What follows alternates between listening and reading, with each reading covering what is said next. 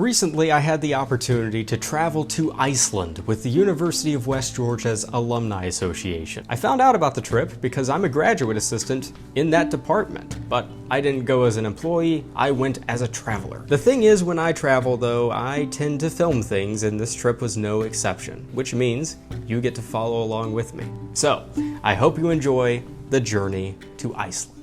Our journey to Iceland began at the University of West Georgia as we departed for the Atlanta airport. Once we had all checked in, we began boarding our JetBlue flight to JFK in New York City. This was actually my first time flying JetBlue, and the experience was very enjoyable. We received snacks and drinks, and we had free Wi-Fi. But before you knew it, we were landing in New York City with a layover that gave us just enough time to grab a bite to eat. I was really craving some authentic New York City pizza, but there were only sandwiches to be found in the international terminal. We then headed to the Iceland Air check-in. We had our first taste of cultural shock as we heard Icelandic spoken for the first time over the announcements. On behalf of Iceland Air, we wish you a safe and pleasant journey. I also had plenty of room on this flight because there was nobody in the middle seat. Soon we were taking the skies and it was time to browse the menu. Now this was my first international flight. It was about 5 hours from JFK to Reykjavik, but we didn't get a full meal service. We got some snacks, we got our fluids, but we had to purchase any additional food. So I purchased the Viking soup. I was then met with another cultural shock, which is the entire metric system. There's also an interesting language combination too. Some of these bottles have Icelandic, some are English, some's a combo, and there sleep deprived me. At this point, I took a solid hour-and-a-half nap and then woke up over the skies of Greenland. I don't know what I was expecting to see, but I saw total darkness. I then watched some Icelandic documentaries and we had another drink service. And again, before you knew it, we were about to land. We went through a pretty long queue to get our passport stamped, but we were through very quickly. And admittedly, I was way too excited to get my first stamp on my passport. By the time we reached baggage claim, basically all of our bags were there. And then I was met with an even bigger surprise. New York pizza in the Icelandic airport. We then passed one of the most organized construction sites I've ever seen, and for whatever the reason, this was my first reaction to breathing Icelandic air. My first thought is, it smells like coffee.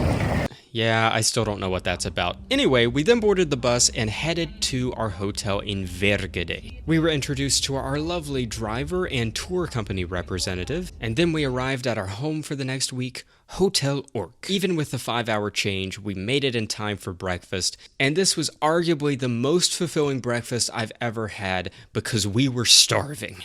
Once I got reconnected to Wi-Fi, it really began to sink in. I was in Iceland. Now it was just time to check out the hotel room. So I was given room 420. Okay, so this is the room, just got in. Take a look at the view.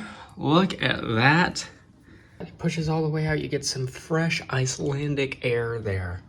And then we've got a cupboard here. And then we have a restroom in here with a full tub. Look at that. And shower head and all the amenities. And European outlets, which I need to work. Ooh, and the light. Moment of truth here. I think that fits. I hope it fits here. It's charging, it works. And we're gonna be exploring the town a little bit more at 2 p.m. It is just after 10 a.m. right now, but for me it feels like noon. And I've been up since 5:30 a.m. yesterday. Don't try and do the math, it's exhausting. After the walking tour concluded, my roommate and I decided to explore the local park. Except this park had a waterfall in it. So we believe we found an old mill here. Yeah. And that's where the pipes were going in. And that looks like where the mill was collecting energy.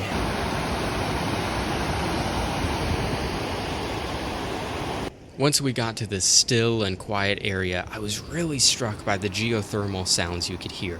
Take a listen.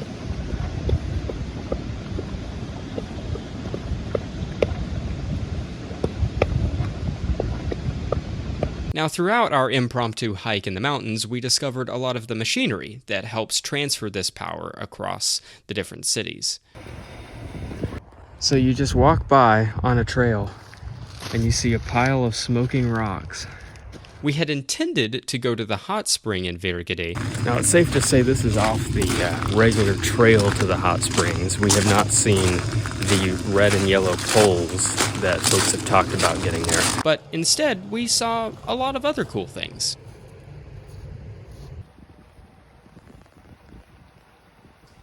We also went very off course.